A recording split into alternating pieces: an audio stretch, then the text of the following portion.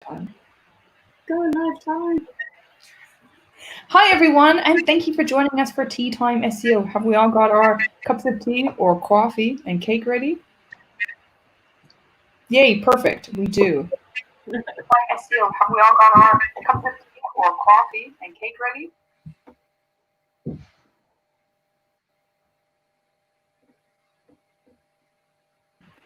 And I just wanted to say thank you everyone for joining. We've got, joined by our great speakers, Sara and Maret. We also have Azim, Stephanie, Natalia, Lawrence. Thank you all for joining today. Our Tea Time SEO is now in its fourth month. Maret and Sara have joined us earlier in the Tea Time SEO series, and today we're going to be talking about e-commerce emails, content you cannot afford to forget. I'm SEO Joe Blogs, and I'm also joined here by Carrie Shepherd. And we're keen to hear from you, so if you have any questions, I'm sure you will, for our wonderful speakers, please drop it in the chat, and they will be able to answer afterwards. And also, if you're enjoying the series, if you like the video, click that nice like button, and we'd be very pleased to see you back again next Thursday.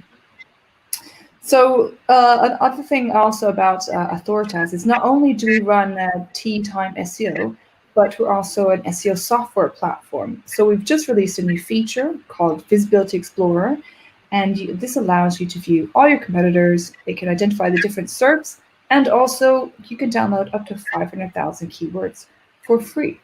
So just give it a go. Go to authoritas.com.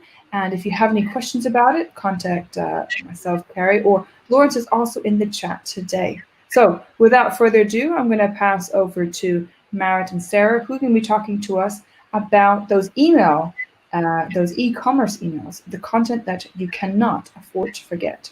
Over to you two. Yes. Hi, everyone. Cool. I'll do intros first. My name is Maret, and I've spoken at Tea Time a few times now. I'm the founder of Mobe Digital and a firm believer that bringing together a strong foundation, great and relevant content, and better engaging emails together really helps tell a brand story. And as a fun fact, when I was little, I ran away in the zoo not once, but twice. One time I ended up in a chicken coop, and one time I ended up on a flamingo island. That is impressive.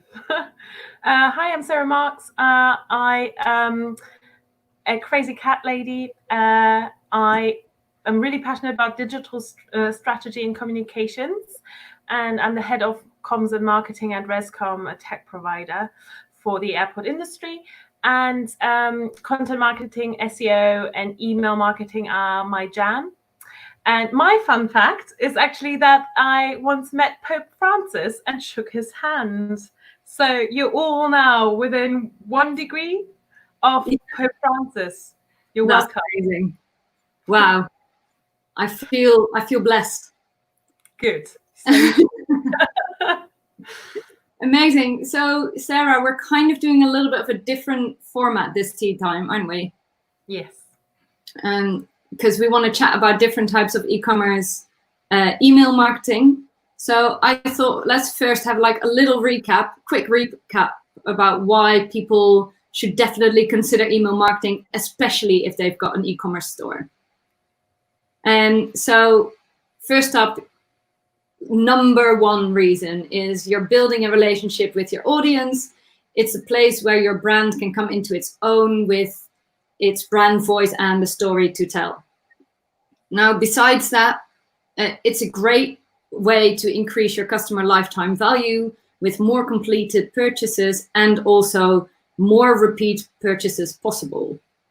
And then there is the return on investment, big in capitals and bolded.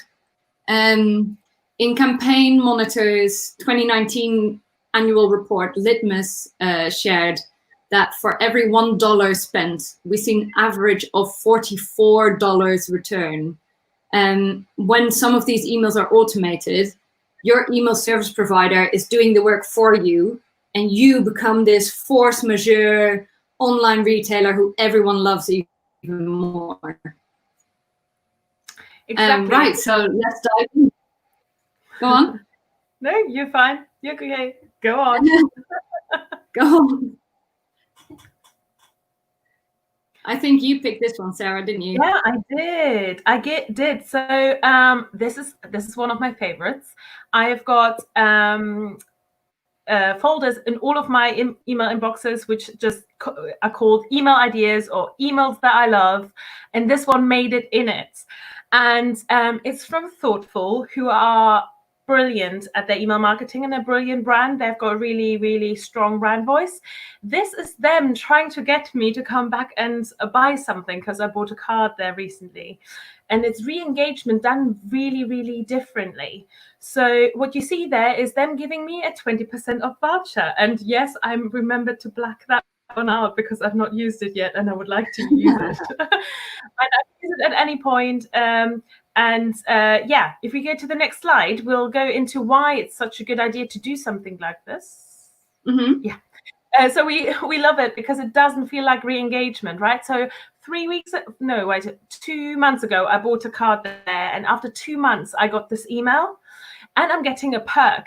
I'm so going to go back there and buy. They've got me on the hook. The top tip is then at the bottom of the email or in a different campaign, give your audience the opportunity to choose what to receive.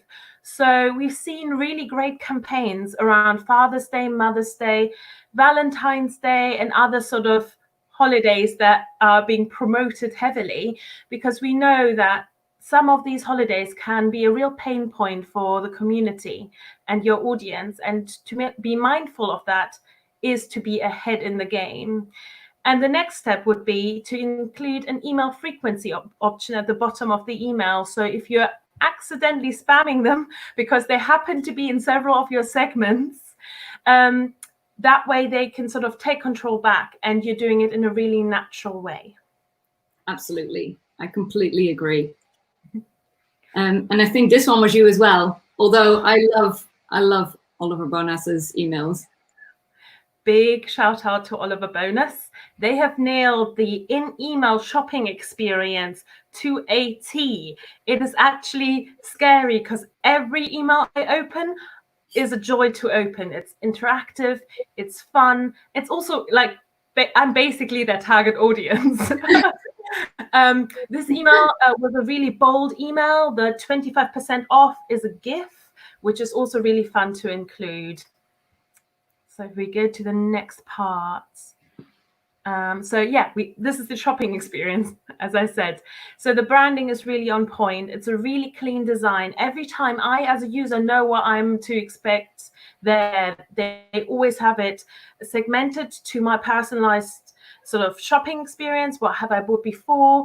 It has got products featured really nicely. There's not a lot of text in there. It's mainly picture heavy, which works well in some email clients, not in all. So keep that in mind. And then the extra wow was really that GIF. It is marvelous. So I would encourage you, just sign up to their newsletter for some real joy. And inspiration, right? Always. Always. So this one is you as well, isn't it? That you got this email the other day. I did. Oh, Revolution, another one of my loves. They do. Sorry. I swoon over really good branding and good email marketing. That's how you get me around. Revolution, right? They're cruelty-free makeup brands. They're breaking into the market. They're expanding really quickly. And me as a user, I can actually get notified about restocking alerts. So this particular lipstick, I've tried to get about 3 times now because every time I try and get it, it is sold out. And I love it because I think it's great.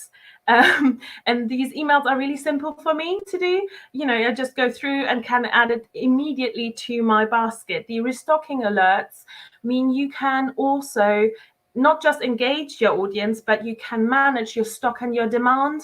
That can be such useful insight. You can also use it to build loyalty. And the next step, and this is what I would really wish, so Revolution people, if you're listening, the next step of this would be, we have reserved one for you. It's in your basket for the next 24 hours, Sarah, because we know you've been trying about 3 times to get this. How good would that be, though, if brands do that? Because it doesn't only like give you a bit of FOMO, like, oh my God, it's only in my basket for 24 hours, but also it's actually really thoughtful, makes you feel special, like, oh, this company has thought of me and put this in my basket. Exactly. Me? I'm so special. So special. Yeah, exactly. So if we could automate that, that would be great. So the next one is mine. And this is all about when there's a little bit of trouble with billing. So this is an example from Native. And Native, you probably have seen it on your social media because they are a bit spammy in their ads. But it's basically plastic-free, eco-friendly deodorant, and you can buy subscriptions. Now, in this case, a card has failed, so they couldn't take payment. And they just take really simple action, like it's a very short and to the point email, and gives you one CTA, the one that you need, which is to update your card. I actually have another example, which is by Pura Vida bracelets. So they actually do a sequence of emails.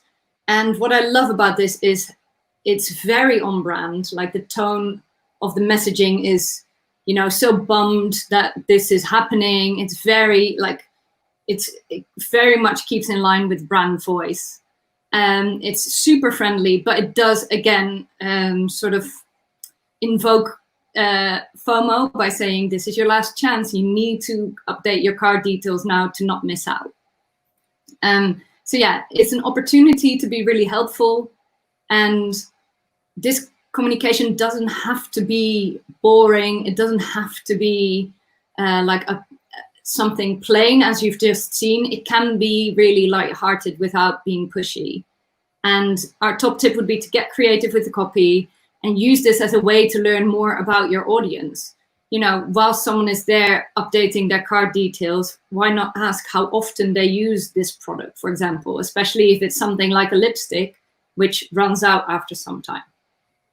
Also, go on. I was just going to say, it really also depends on who your PSP, your payment service provider is. There will be some limitations to this, so speak to your tech team about what they can support and how it works, especially if you're PCI DSS compliant. There is actually a real sort of data privacy and security sort of cloak around this. So just make sure that you have got crossed your T's and dotted your I's on that one. Yeah, absolutely. Then next up is a transactional email. So this is Sundays. Sundays is a dog food company. And although what they're essentially sending me is an invoice, because I've done an order, they've made it truly Sundays. And that's what I love. I mean, just the quote at the top, "Thank you from your dog," and signing off with slobbery kisses. It doesn't have to be plain, and you know, you can set the tone and keep in line. Another great example of this would be, for example, Innocent on Twitter, who are consistent with their brand voice throughout all communication. So the only top tip that I would give that wasn't quite there for Sundays was provide easy access tracking and contact information for people to get in touch with you in case they have any questions. And the next step would be to set up a post-purchase / pre-delivery sequence to really get your customer excited about the package that's on the way. Oh, and this is another one for me.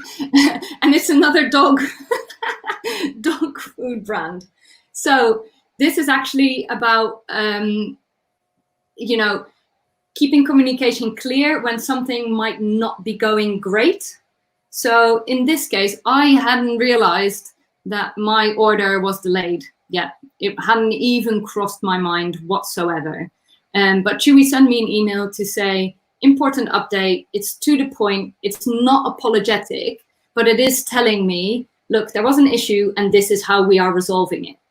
It gives me all the possibilities to either get in touch or track my parcel, and it shows them being proactive and transparent, which is perfect. It just shows that they care, that you have a good experience. I would say give an overview of the order and what the problem is, as well as the action that was taken to resolve it. And the next step, to be honest, is no more emails, just deliver the goods. Definitely. That's a really good example. Then I have actually got another one, which is a sort of post-purchase pre-delivery. I'm sorry, Sarah, please jump in. No, I think they're great. So this is an email sequence, and this will depend completely on your brand, on your product, how long it takes for the product to be delivered. But in this case, Leaf, which are plastic-free razors in the US, have set up a 3-email sequence which go along with very specific steps in the delivery journey. So the first email goes out when the order confirmation has come through. The second email goes out when the product has left the warehouse. And the third email goes out when the delivery is due in about 2 days. And it gives you all the information you need essentially to succeed with this product. It's a new kind of way to order something like razors online. And it gives you all the information you need to get it set up right. How many blades do you need? How aggressive do you need to set it? And essentially make sure that the customer has the best possible experience with your brand. So yeah, make it a sequence that's relevant to your product and to your audience. And it's not necessary to keep pushing, but really to keep building a community and start sharing top tips and maybe testimonials from others who bought the product. Oh, this is one for me. Yes, you're back. We basically just dug around our email inboxes, guys. I'm sure you guys have got really good examples as well. Just go hunting and put them in a folder and have the joy of good ideas at your fingertips. But this is mine. And they hooked me with this email subject line, £250 gift card at Dunelm. I'll go for that. But I only go for it as a user if the pain points are really low. Make it as easy for me as possible to fill this in. And these guys made it possible for me to start my journey directly in the email. I could already start filling in the stars. I could start writing my comment.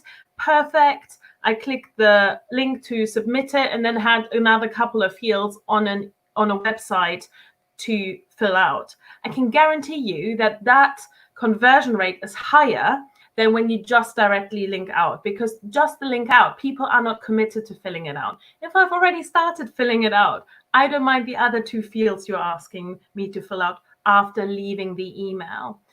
And I like a perk. We know this already. Incentivizing reviews is a really good way to get reviews. And then also, again, fostering brand loyalty from a really early stage. You can then trigger workflows based on the responses. So when Maret and I were preparing, we're saying how you can, if you've got an average of XYZ in your answers, you can then segment your email database according to that and start new sequences, getting those customers to commit again, getting them, more familiar with the brand and sort of just building that relationship. Yeah, absolutely. I think this is such an important step that people forget. And, you're getting your customers to give you information. They are literally telling you how happy they are. So you can then change how you speak to them or what action you take based on that. Oh, we're already nearly at the end. Yeah, I know. This is one of mine, and it comes to one of my German inboxes. Guess how many miles we've cycled this summer to to local online orders from Exeter-based sustainable living, fair trade, everything powerhouse that is Sanchos Dress. Their owner, Kalkadan, is she's Black herself, and she is a real spokeswoman for the whole movement. She's really outspoken. She's always out there. Their brand is breathing that, her passion, and she's educating people, and she's getting people excited about equality in every part. So be that cutting out fast fashion, or be it promoting women and people of color. This came into my inbox, and why I loved it wasn't yet another email of a CEO jumping on the bandwagon of either telling me how to they're dealing with COVID-19, thank you very much, unsubscribe, or how they are making sure they're a more equal workplace. Equally, really, do you have to tell me about that? Here, as a user, I got to know something, and that something was really important. It inspired an action. They asked me to nominate somebody for this fund that they were putting up with the 10% sales, 10% from the sales, and I could nominate somebody who's not, been remunerated for stuff and everything that's in the email.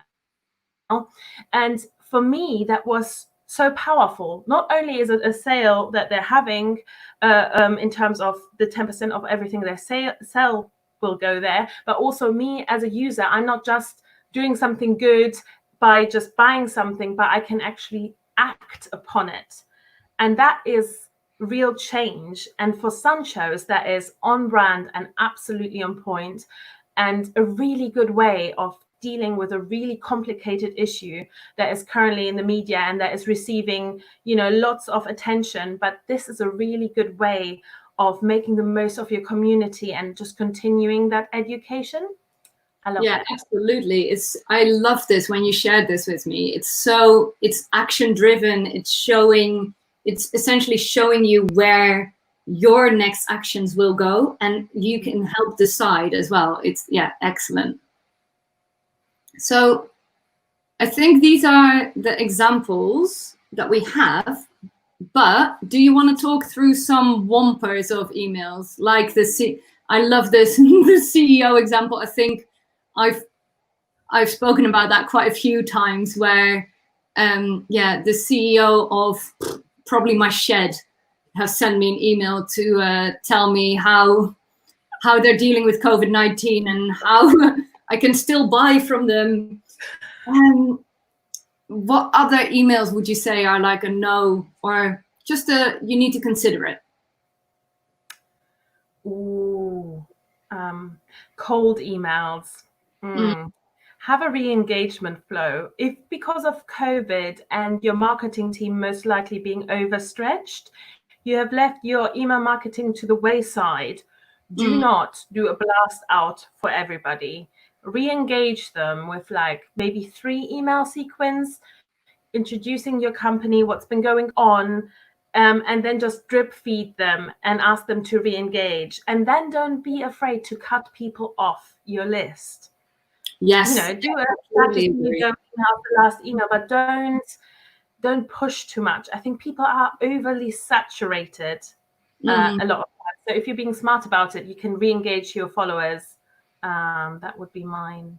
Yeah, absolutely. If someone's not opened like your last 10 plus emails, then you need to either like do a last ditch attempt, or just let it go. You need to let it go. Not everyone is going to buy from you forever and ever.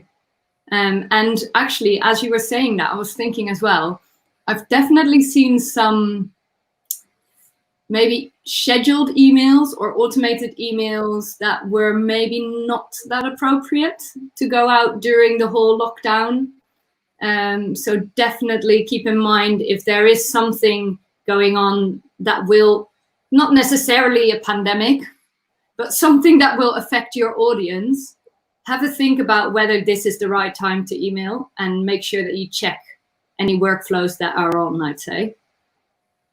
Definitely. There is a ton of questions actually I'm seeing there. So we better let Joe and Carrie take over from us. Yeah. We can be here all day, guys. We'll just be talking. We can just keep chatting about emails, to be honest. Yeah, we do have quite a lot of questions to get through. So I'll just start from the first one we've got from Anna. Do you have any suggestions on how long to wait until you send a voucher after an abandoned cart, so you don't fall into the trap of people putting things in their basket just to receive that voucher? Good question.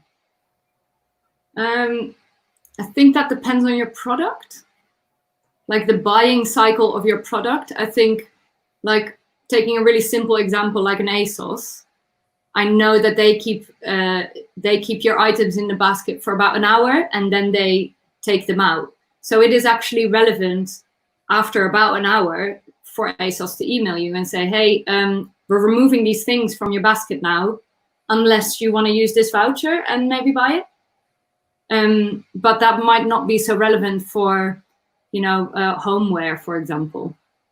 What do you think, Sarah? I think there's a time and place for basket abandonment. And I think there's industries where it works really well, like in the beauty fashion industry. There's industries where it doesn't work so well. I would always test it, because that's the beauty with email, do a good old A/B testing thing. But I would also consider maybe not necessarily going down the basket abandonment route, but more the retargeting ad route, because that way you're not necessarily bound to a basket item. So I'm thinking about things like flights. Their prices change up and down. Anything that's connected to yield management, like parking pricing, can be really difficult to freeze the price necessarily.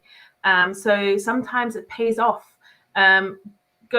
maybe not going with basket abandonment, but doing targeting ads. But I would try it. I think you need to try it, because every industry is different, every brand is different, and every audience is different. Absolutely. Great, thank you. We have another question from Christina. How do you treat upsells in the transaction emails? Ooh, I love a good upsell. So actually, we do that. We do it for the parking industry, airport parking, and like airport products and airport e-commerce. So we build tools that are exactly doing that. And I think it is a really, really good opportunity for you to upsell. I think how you approach it is really important, and the messaging around that. If somebody has bought, let's call it like a normal priced item, sort of mid-range, see, and again, test the next higher up item. What's the difference in price? Is it £8? Okay, maybe that's the lead for your email, and try that out and just see what conversions rate do. Do people follow up on it? But also the important thing is to bind it in with your e-commerce website, that is actually supported. So think about creating a landing page which shows the user the old product versus the new product, and then get them to compare it. Why should I be using it? Why is this a better thing? And then they can decide whether or not they want to go down the route of buying it. But yeah, I love a good upsell. Nice. That's really useful. We have another question about tone of voice. So how do you toe the line between friendly, fun, and on-brand versus being cringy, annoying, and awful? Who's that question by? That's from Andrew. Thanks, Andrew.